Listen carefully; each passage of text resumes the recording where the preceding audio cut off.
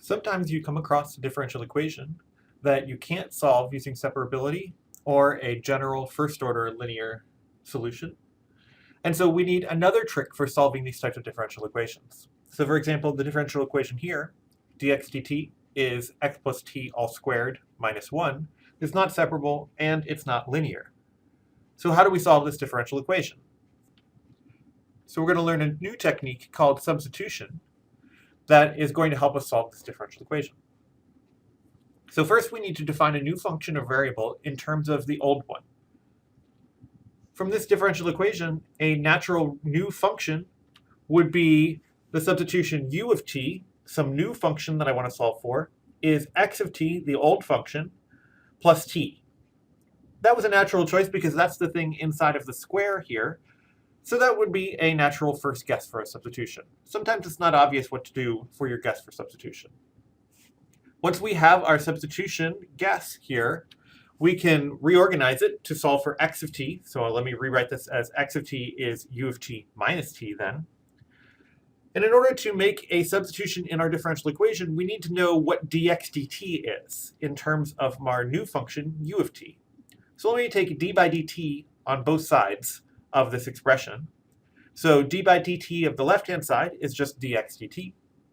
D by dt of the right-hand side is, well, the first term gives me du dt. I don't know what u is. That's the unknown new function that I'm going to be working with. And then minus 1 when the d by dt hits the second term there. So now I have a way to substitute in for my original differential equation. So let me make a substitution in to that original differential equation. Wherever I see dx dt, I'm going to put my du dt minus 1. And wherever I see x plus t, I'm going to put my new function u of t. So my differential equation now looks something like this. On the left-hand side, I have du dt minus 1. On the right-hand side, the x plus t turned into a u, all squared now, minus 1. Oh, that's convenient. The minus 1 cancels now on both sides, and this is a nice-looking separable differential equation. So let's solve this differential equation using separability. That's our third step in solving by substitution. I'll move the u onto the left-hand side, the t on the dt on the right-hand side, and integrate. On the left-hand side, I get minus 1 over u. On the right-hand side, I get t plus big C. Solving for u of t, I get u of t is minus 1 over t plus big C.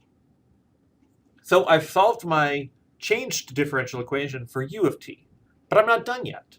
I need to convert back to the original function in my fourth step so that I know what x of t is. That's the solution I'm after. Well, that's a relatively straightforward step now. I know x of t is u of t minus t, and I know what u of t is. So let me just substitute in what I have for u of t here. So I get x of t is minus 1 over t plus c minus t, and that is my solution. X of t is minus 1 over t plus c minus t. That's the solution to my original differential equation. It looks pretty ugly and it looks hard to come by through any other technique, but using substitution, we can turn this differential equation into something that I know how to solve. Let's look at another example. dx dt is equal to e to the x minus 2t, all in the exponent, plus 2. This is also a differential equation that is natural for a substitution. I have in that exponent e to the x minus 2t, so a natural substitution is to make a new function u of t, which is the old function I was interested in, x of t minus 2t. Or inverting that around, that tells me that x of t is u of t plus 2t. As before, I'm going to take d by dt of both sides, so I know what to do with the dx dt in my differential equation. So when I take d by dt of the left-hand side, that just gives me dx dt. When I take d by dt of the right-hand side, that gives me du dt for the first term, plus 2 for the second term. Great, so now I can plug these in and substitute them in my original differential equation. So on the left, I'm going to substitute in for dx dt. And on the right, I'm going to substitute in for the combination x minus 2t. So that gives me on the left du dt plus 2. And on the right, it gives me e to the u plus 2. So I've gotten rid of all of my x's and replaced them now with u's. Those 2's conveniently cancel, so I again get a nice separable looking differential equation.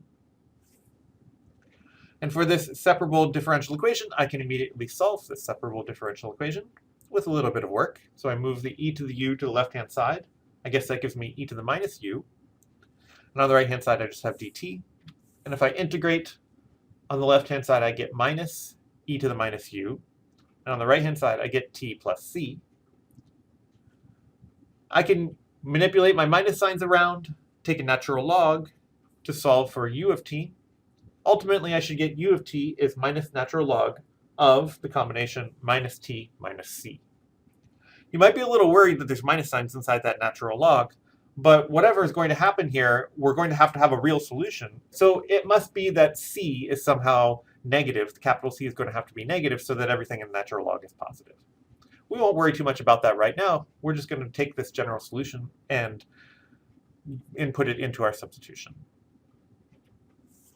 So now that we have u of t, that was the substituted function that we have now solved for.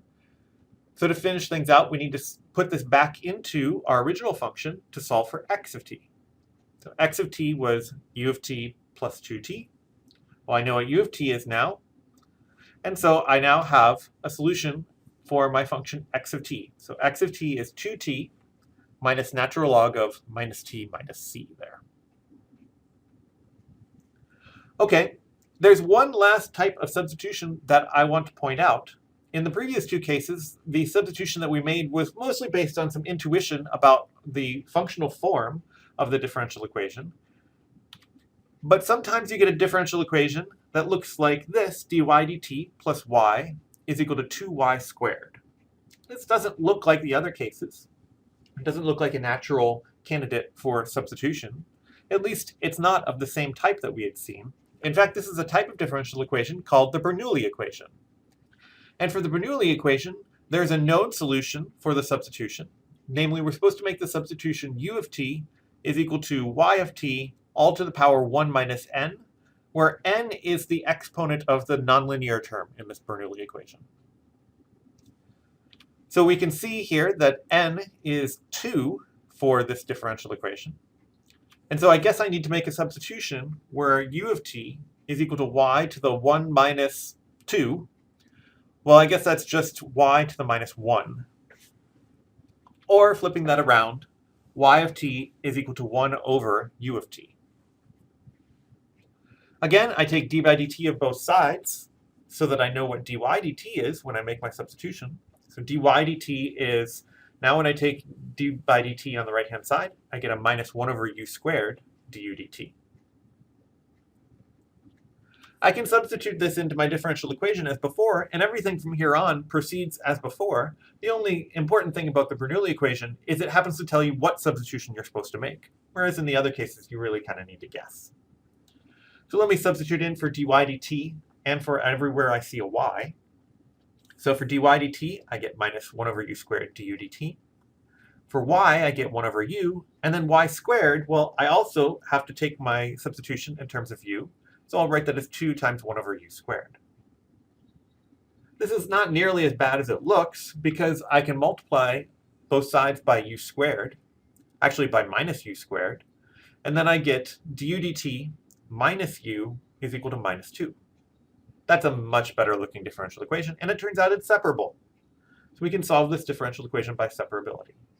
So let's solve this differential equation.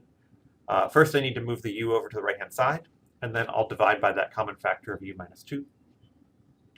So on the left-hand side I have integral du over u minus 2, and on the right-hand side I have integral dt. This is a type of differential equation we can solve using separability. And ultimately I get, for my solution, u of t is 2 plus c twiddle, here I wrote, e to the t.